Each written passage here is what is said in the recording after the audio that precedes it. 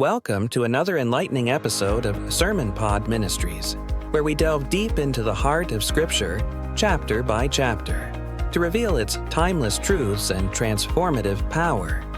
In today's episode, we'll explore Matthew chapter 5, the radical revolution, understanding Jesus' blueprint for kingdom living in Matthew 5. Join us as we journey through the Sermon on the Mount, where Jesus presents a revolutionary vision of righteousness, humility, and love that turns worldly values on their head.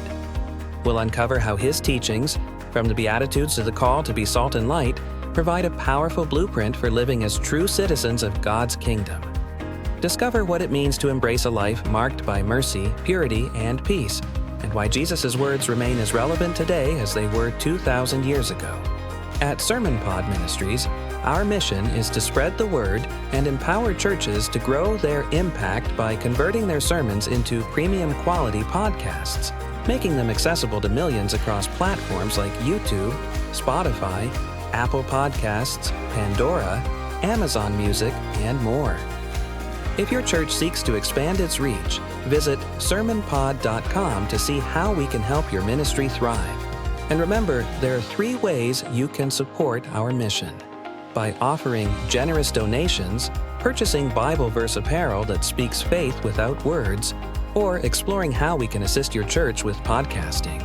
Visit SermonPod.com for more details. Now, let's dive into the radical teachings of Jesus in Matthew chapter 5.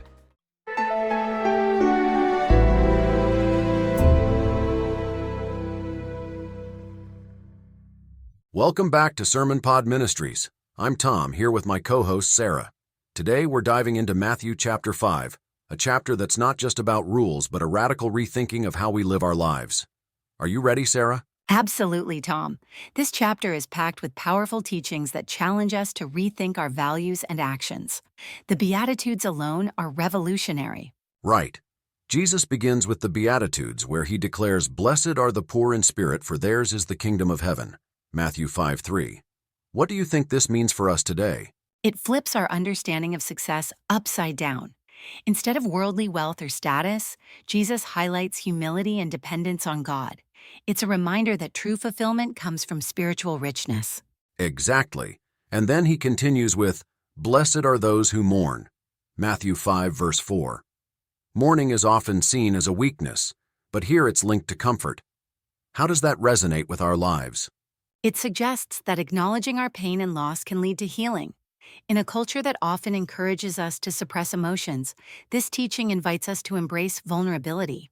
Moving on, we see "Blessed are the meek." Matthew 5:5. Meekness is often misunderstood as weakness. What's your take on this? Meekness is strength under control. It's about humility and gentleness, qualities that reflect Christ's character. In a world that values assertiveness, being meek is truly countercultural. And then there's the call to hunger and thirst for righteousness. Matthew 5 verse 6. This passion for justice feels especially relevant today. Definitely. It reminds us that seeking justice isn't just about personal gain, it's about advocating for others and aligning ourselves with God's will. Jesus also talks about being merciful. Matthew 5:7. And pure in heart. Matthew 5:8. These qualities seem essential for building community. They are. Mercy fosters compassion and understanding, while purity of heart encourages authenticity in our relationships. Both are vital for a thriving community. Then we hit a crucial point, being peacemakers. Matthew 5:9. This can be particularly challenging in today's divisive climate. Yes, being a peacemaker requires active engagement and sometimes sacrifice. It's about creating spaces for dialogue and reconciliation. Jesus also warns about persecution. Matthew 5:10-12. Why do you think he emphasizes this? It prepares us for the reality of standing up for our faith. Following Jesus isn't always popular, but he assures us that there's great reward in heaven. Moving ahead, Jesus calls his followers the salt of the earth. Matthew 5:13. What does this metaphor mean for Christians today? Salt preserves and flavors. As Christians, we're called to influence society positively, bringing out the best in our communities while standing firm in our beliefs. And then he says we are the light of the world. Matthew 5:14. How can we shine our light effectively?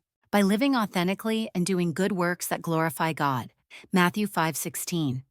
Our actions should reflect His love and truth in tangible ways. Jesus also addresses the law in this chapter, Matthew 5, verse 17. He didn't come to abolish it, but to fulfill it. What's significant about this distinction? It highlights that Jesus embodies the law's true purpose, pointing us toward deeper righteousness rather than mere rule following. The antitheses throughout this chapter, "You have heard it said, but I say to you," Matthew 5, verse 21, are striking. They reveal how Jesus deepens our understanding of moral conduct. Exactly. Each statement challenges superficial interpretations and calls us to examine our hearts. Anger and lust are equated with murder and adultery. Matthew 5, verses 21 to 28. As we wrap up today's discussion, what key takeaway should listeners remember from Matthew chapter 5? That true discipleship involves internal transformation leading to outward action, living out the Beatitudes in everyday life. Next week, we'll explore Matthew chapter 6, where Jesus discusses prayer and fasting, practices that can deepen our relationship with God. Don't forget to share your thoughts with us on social media at SermonPodcast. We'd love to hear how you apply these teachings in your life. Thanks for joining us today. Remember, living out these principles can change not just your life, but also those around you. See you next time.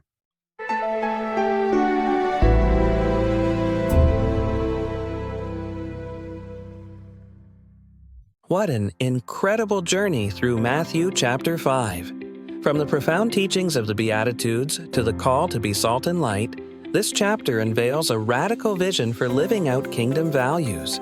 Jesus' words challenge us to embody humility, mercy, and purity, offering a transformative path for anyone seeking a life rooted in God's love and truth. But the journey doesn't end here. In our next episode, we'll dive into Matthew chapter 6, where Jesus teaches us about genuine faith, the power of prayer, and the importance of storing up treasures in heaven. This next chapter is filled with insight and wisdom you won't want to miss. At SermonPod Ministries, our mission is to help churches grow and expand their reach by converting their sermons into premium quality podcasts, making them accessible to millions on platforms like YouTube, Spotify, Apple Podcasts, Pandora, Amazon Music, and more. If your church is looking to share its message with the world, visit us online at sermonpod.com to learn how we can support your ministry's growth. Listeners can now support SermonPod Ministries directly from our website, and we also invite you to explore our Bible verse apparel at shop.sermonpod.com. Your support helps us continue our mission and reach more listeners. Finally, we'd love to hear from you. Connect with us on social media at Sermon Podcast. Share your thoughts, ask questions, or let us know how this episode impacted you. Your engagement helps us build a community grounded in faith and understanding. Until next time, may you continue to experience God with us in every moment of your life. Stay blessed, and we'll see you in the next episode of SermonPod Ministries.